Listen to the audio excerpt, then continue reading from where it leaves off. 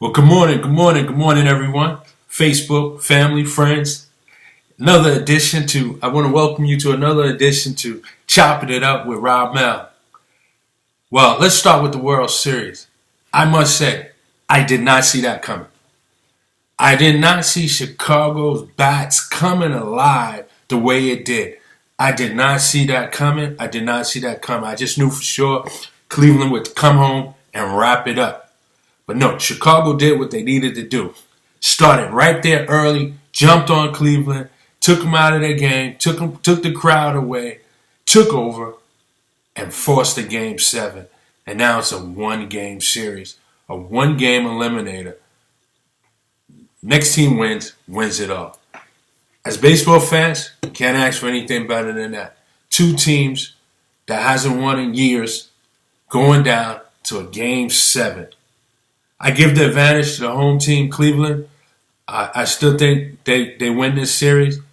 Surprised it became this interesting, but kudos to Chicago. Got to give credit where credit is due. They came out from the very beginning of the game and just jumped on it right after the national anthem.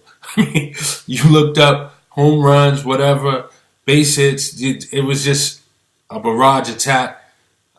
Good win for Chicago. They live on. Another game, another day to break the curse. Cleveland fans, I know you guys are disappointed. I still think you guys wrap it up tomorrow. I was sitting there thinking Cleveland was going to come back. It's just been that kind of a year for the city. I'm actually shocked at this ending. So we'll see a Game 7 with everything on the line. So should be fun.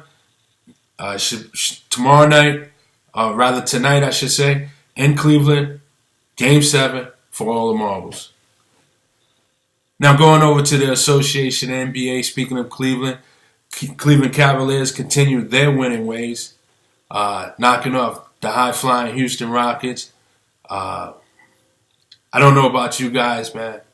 You know, I've said it to a lot of people that I like Westbrook to be the MVP. But my runner-up is going to be Kyrie Irving. Early on, it looks like LeBron is taking the foot off the pedal just a little bit to allow Kyrie to step up. And for the most part, he shined. He don't have these ridiculous numbers like Westbrook and Anthony Davis and Kawhi Leonard, but I mean, he's carrying his team. I mean, he's been a leading scorer in every game, and he's just making incredible shots, man. Just shots after shots. This is not a layup he can't make. This guy, he knows the English to use on the backboard. This guy's unbelievable. And now it looks like he's beginning to shoot the jump shot a little bit more consistent, and even from three, which could be a deadly problem for the opposing team. But Cleveland continue their winning ways. My team. Listen, New York Knicks. I know it's early. There's no bigger Knicks fan than me. But because I'm a big Knicks fan doesn't mean I can't be critical. I need to know where's the defense is coming from. Where's the defense coming from? There's no perimeter defense out there. I mean, I can see if you're the Rockets where it's got, you outscore us. But it's not like you got that type of offense. I need some defense, man. I really do. I need to see some defense out there. Jeff Hornacek, you got to step up the defense. You really do. You got to step up the defense. I think the refs heard me.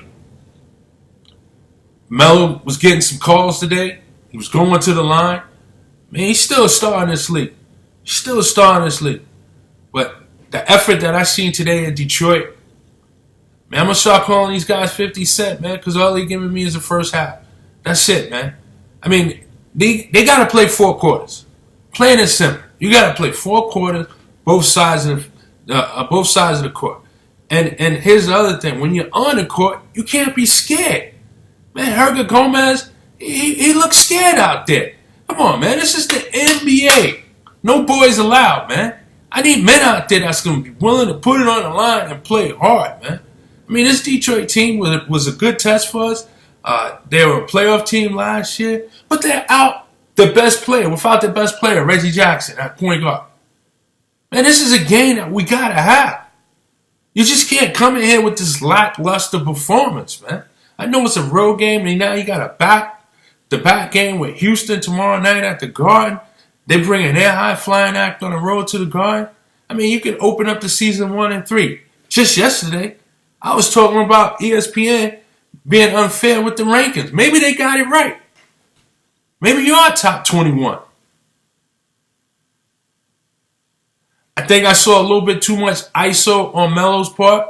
He's got to trust the offense, trust his teammates. Derrick Rose. I'm going to say this. Throughout these first 3 games, Derrick Rose is looking like little shades of the old Derrick Rose, man. His confidence is there. His pep to his step is there. I know, listen, you got 5 rookies on the bench. You got 3 new starters. It probably takes time to gel. I get all that. But listen, the less games you win in the beginning of the season, the more you're going to need at the end of the season. The more you win in the beginning of the season, the less you need at the end of the season. You got to take advantage of situations. I mean, Reggie Jackson is not there to star player on Detroit. You got to take advantage of that. You guys are fully assembled. This ain't a case of injuries. Nobody's on no minute restriction. We got to get it done, man. Tobias Harris, Marquise Morris, they was doing what they wanted last night. I'm sitting there watching the game. I'm like, where's the defense coming from? Just no defense at all. None at all.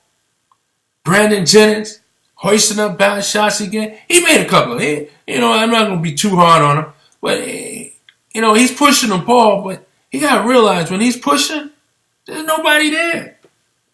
You might need to just slow it down and set up a play. I didn't like how the substitution was in the first half.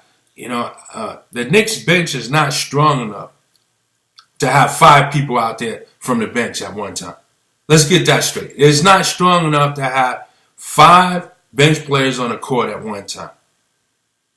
Jeff, you got to come up with a formula that at least 1 or 2 of your starters is going to be on the court at all times. Because once you went to the bench and all the starters sat down, Detroit pulled up with a lead. And pretty much we never really could overcome that. Yeah, we got it down to 3. But for the most part, our bench, when you play all 5 from the bench, it's really a recipe for disaster. You got to have at least 1 or 2 starters out there with them. And I saw you try to do that in the second half, but you have to do that. You have to do that. And Lance Thomas, Phil, you kept the wrong guy. You kept the wrong guy, Lance Thomas. You should have kept Derek Williams, not Lance Thomas. Lance Thomas is the New York Knicks version of Ryan Fitzpatrick. He's a journeyman. That's all he is. Yeah, he played well enough last year to earn a contract, but doesn't mean we had to give it to him.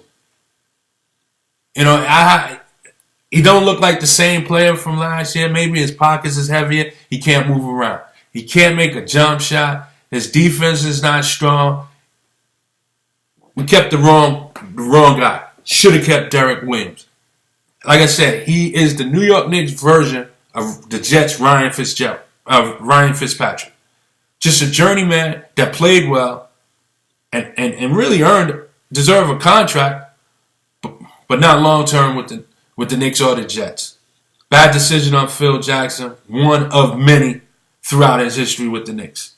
All right. Again, Rose looking good. KP came along and he had some moments. Melo was Melo. Courtney Lee, he's coming along. I'm not going to get too hard on the Knicks. They still got to gel. I mean, for the most part, this is 3 games that they all played together. Remember, they didn't all play together in preseason.